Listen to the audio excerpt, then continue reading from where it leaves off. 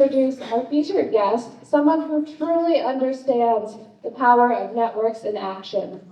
Diane Yentel is the president and CEO of the National Council of Nonprofits, the largest network of nonprofit organizations in North America, connecting common good Vermont with peer organizations from across the country.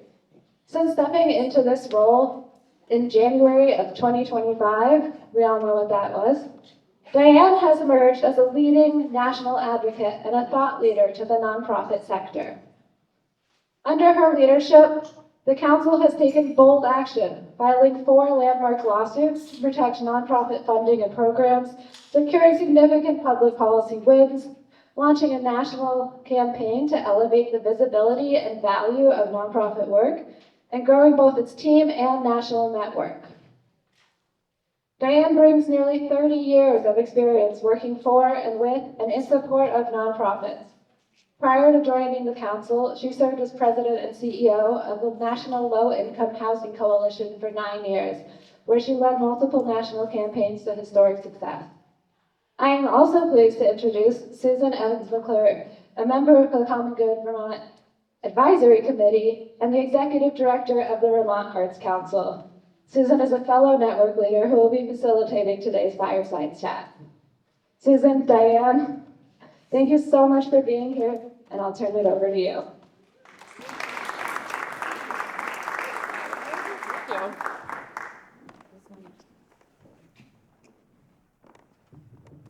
Okay. Hi, everyone. Hi.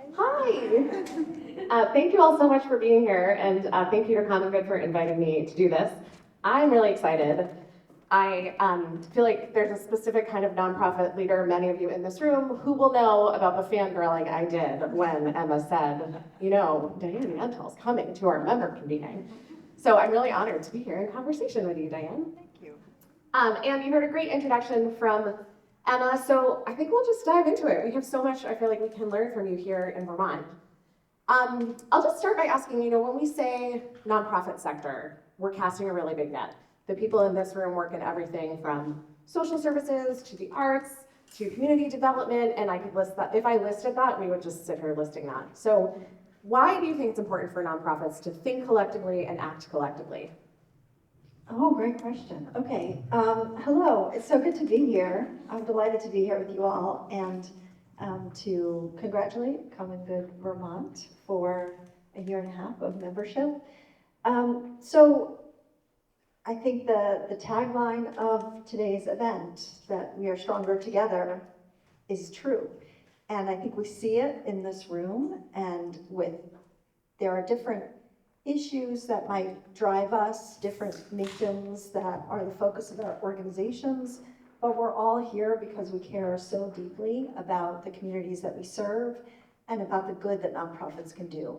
And when we're able to come together across issue areas, we strengthen ourselves as a sector, and that's what allows us to be able to achieve like the advocacy win that we just heard about. 35, was it 35? I mean, that's high. Compared to other states, that's a big win. And that's possible because despite the difference, there are commonalities that unite us about our work, our jobs, and the communities that we serve and what's needed to protect and advance our missions becomes more possible when we connect across missions and across issue areas. Yeah, and I think as Common Good is thinking about this, is this happening? Yeah? No? Yes? Oh. As Common Good is thinking about the statewide role that this organization can play, you know, we're a small state. Many of us in this room already work together in other ways. Is there a certain role that you think, you know, a statewide nonprofit organization or a national nonprofit organization can play in advancing that coming together that you talked about? Yeah, sure. And just to explain a little bit, at the National Council of Nonprofits, so we work, all of our work is about championing, informing, and connecting nonprofit organizations so that all of you can continue to do your important work. And our closest, our most essential partners in all of our work are our state and regional associations of nonprofits. So we have 57 state and regional associations across the country. Common Good Vermont is our partner here in Vermont. And together, our 57 member organizations have a combined membership of 40,000 nonprofit organizations, and that makes us the largest network of nonprofits in North America. So I think we're seeing in real time, right, the value of a network in this room, the ability to come together, meet new people, talk about our work in a new way, and even if we know each other and can pick up the phone and call each other, it's different to be able to carve out the space like this and talk about our work and the commonalities and how we can support each other. And when you're connecting with each other at Common Good Vermont, you're connecting across the state in a way that strengthens us as a sector and our ability to have big wins in Vermont, but you're also now connected to your peers in other states, in Minnesota, in New York, in Texas, in California. And we're able to learn from each other. That network broadens then beyond the state to peers that are struggling with similar issues or having other big wins that we can learn from. And so I think the connection itself is incredibly valuable and is found through networks like this and joining and being members of networks like this. The other piece of it is that there is so much happening right now, right? Related to your work and all of our work, and every day there's a new crisis or a new challenge or a new opportunity. And it can be very hard while you're doing work so important and so consuming that you don't have time to figure out which of these threats are real or which of these actions need your attention right now. And I think about our work at the National Council of Nonprofits, one of the most important things we can do in this time. I think of it as like turning down the noise, turning down the dial, and being able to say, okay, these are the things that most need attention. We share that then with our state and regional members, who then add all the local context and are able to narrow it down still further and say, this is the thing that you need to know today, and this is the action that you can take. And that's the kind of partnership that these kind of networks make possible. Yeah, that's great. And I think I appreciate what you're saying there about kind of the vital nature of the work that nonprofits are doing. And Tom, who's here somewhere, Tom mentioned when he spoke about kind of the fact in Vermont that many of our nonprofits are filling gaps of the public sector, right, state government, frankly. And yet, at the same time, there are a lot of unfortunate stereotypes around that, many of which your parents may have told you at Thanksgiving, about things that undervalue the work that we do.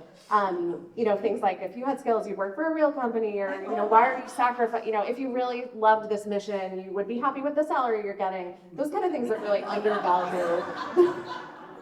If you do not follow on Instagram and TikTok the woman who does the nonprofit boss character, she is incredible. I didn't know that. Oh my God. She's so funny. She's very funny. Some of it's a little too real and then you worry when you see yourself in it, but most of it is, anyway, it's great. So I wanted to ask you what you think we can be doing to change that perception of the vital work that we do, and really why it's important, even more important for us to be changing that perception right now. Yeah, I think it's what we've been talking about today. It's about different ways of helping people understand the crucial work that nonprofits do. And I think we can get a little defensive sometimes, and we can feel like we need to say why we're different, and be a little defensive about that. But it's actually a point of pride for us as a sector that we should lean into. I think there are some talk often and effectively with some audiences about, the jobs that we create in communities and the vital part of an economic engine that we are. And I think that's valuable, but I think even more so is just being more vocal and more visible about the work that we do. We talk sometimes about how nonprofits are America's invisible backbone. And it's true, we hold communities and the country and democracy together. but we don't think of our work in that way, and we are still invisible. And it's about turning the invisible visible and being really, really comfortable in leaning into our power as a sector. And telling those stories, I think sometimes it can feel like, what difference can it make if I tell a local story about this nonprofit in this particular place? It's the most powerful thing that we can do. And especially again, when we are able to unite and tell those stories together so that it elevates and it breaks through. I think really that's that. It's not about trying to be something other than what we are. It's about being comfortable and maybe a little less humble about how crucial the work that we do is in our communities. Yeah, there's some really interesting new national research in the arts sector about the impact of economic data and how economic data really just reinforces with people who already believe in what you do, your importance, which is really important to do.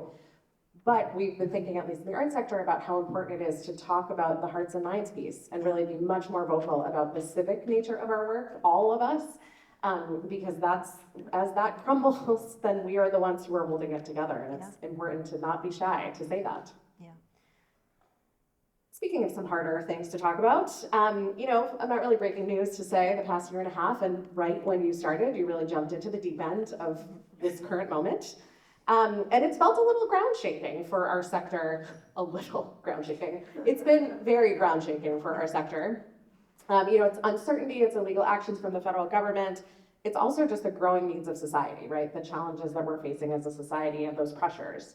So in a leadership role, really, what's driving you to keep leading in this moment? I feel incredibly fortunate to be able to lead in this moment and to be able to lead an organization like NCN with partners like Common Good Vermont. I think this is You're just taking Is this one working? Yes, okay. Say that again. I feel incredibly fortunate to be able to be in this role right now and fighting these fights on behalf of such a crucial sector. Honestly, it is difficult. It's been a hard year and a half for everybody who works for and cares about a nonprofit organization. But to be able to file these lawsuits and speak on behalf of and win these lawsuits. And again, that's only possible because of this network and because of the strength and because of who we represent. Literally, like the lawsuits we file, we're able to file them because of our infrastructure and because of the network that we represent. And so if you join your state association and become a member of NCN, that enables us to fight these fights. And it feels like an incredible privilege to be able to do it. Yes, and thank you for doing that. And so what, in terms of that, kind of what is coming next, right? Things have, it feels a little like, we're a year and a half into whatever this current iteration is. Things are, they're not calming down, but they're reaching a stasis pad instead of a new fire every day. So that's not a guarantee, right? That they will not, that continue to change. But how are you kind of pacing the work for the long run of whatever comes next? Oh, we're not pacing ourselves at all.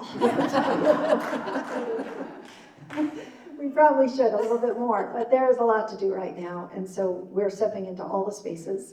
But so two things. One is that there is no doubt that all of the challenges that we faced are having real consequences for individual nonprofits and for communities. Organizations are being targeted, funding is being cut, there's increased investigations, there's safety and security issues, and on a day-to-day basis, nonprofits, all of you in this room, are likely having to face really impossible decisions about which programs to close or whether to lay off staff, just to be able to keep your doors open. And you're doing this work in these incredibly difficult times, and in some cases being vilified as you do, and it is deeply difficult work. At the same time, on a structural level and at a higher level, I really believe that we as a sector are stronger now than we were a year and a half ago.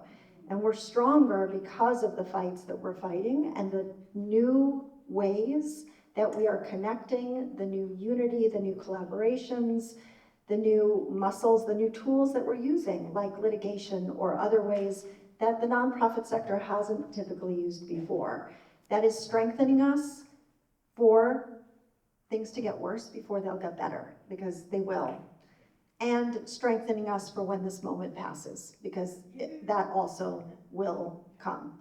But it is getting worse before it's getting better. And there is a real escalation actually that's happening now, where just in the last few weeks, we're seeing every day new investigations into nonprofits. We're seeing FBI raids into nonprofit staff homes in Ohio. We're seeing a criminal indictment of the Southern Poverty Law Center on clearly a politically driven attempt to silence a perceived opponent. And it's escalating. By my count, we're up to about 650 active investigations of nonprofits, and there's more to come. So I think, and so we're ready though, because we have strengthened ourselves over the last year and a half. We know the tools that work, and we're ready to be able to withstand these challenges.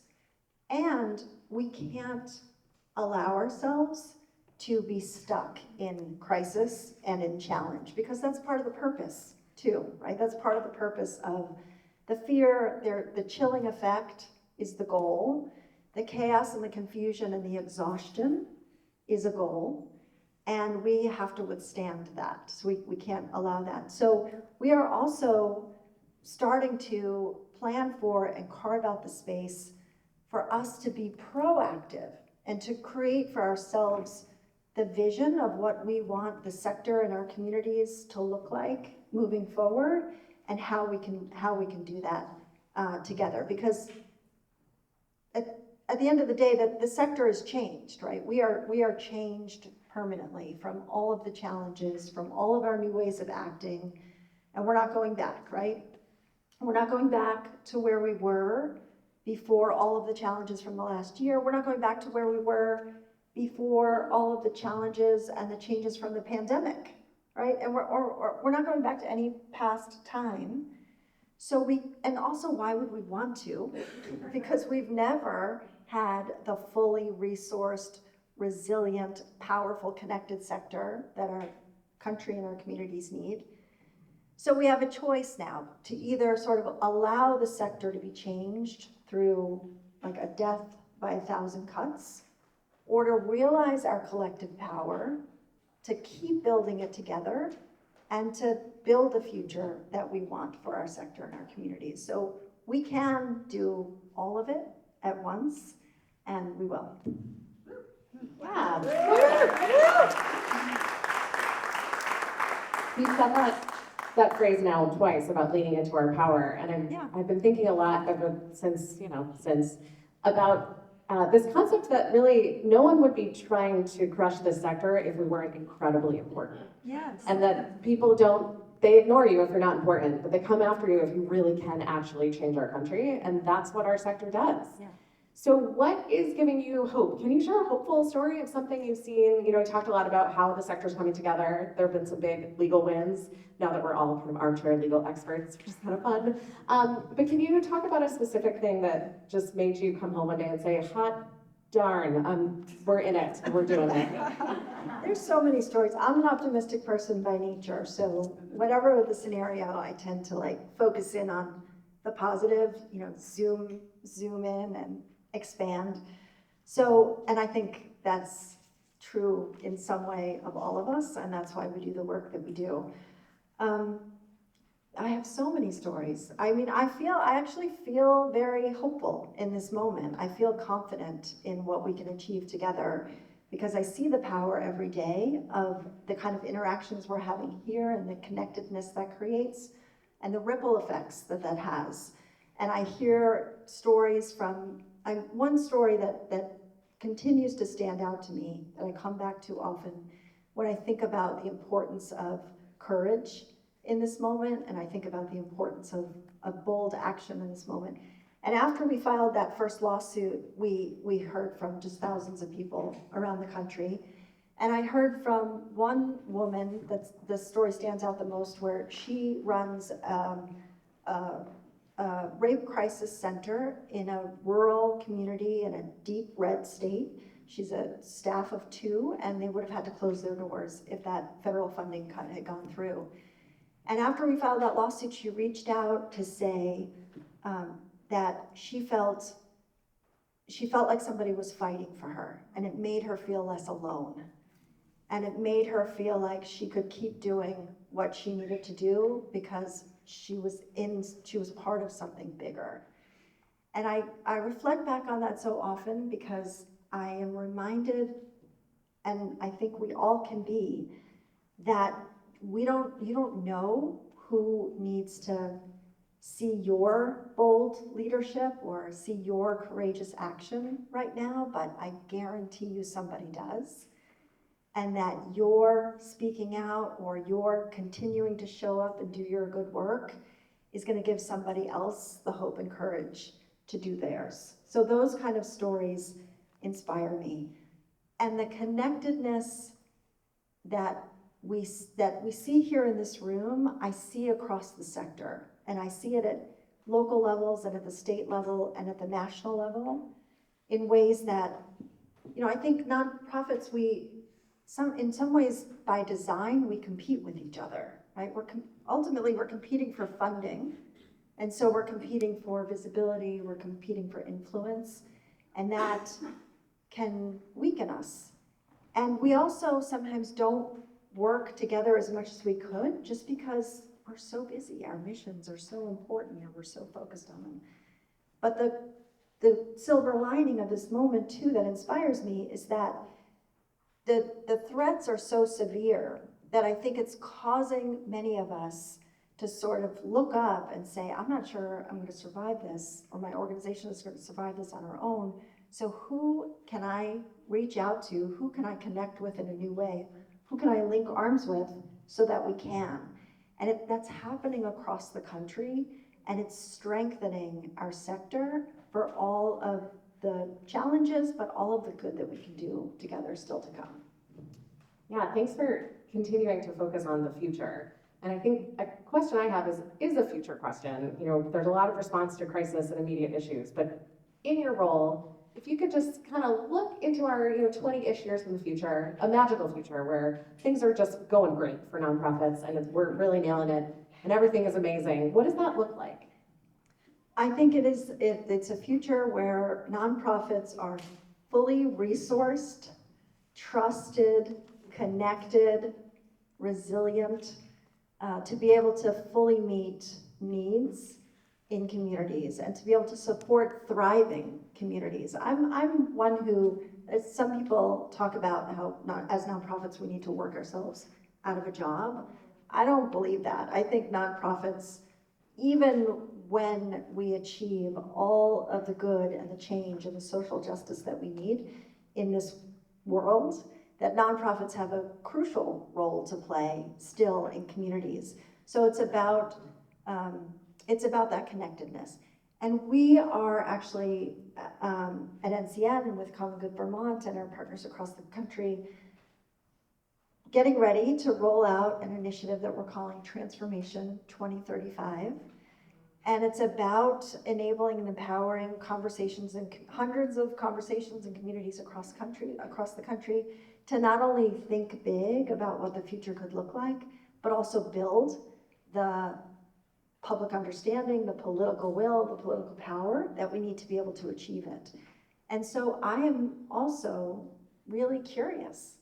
I'm excited and curious to hear what other people's vision of the future of the sector is, and to find those commonalities and then to figure out how we build it together. I don't know what the future holds, but I think together we do.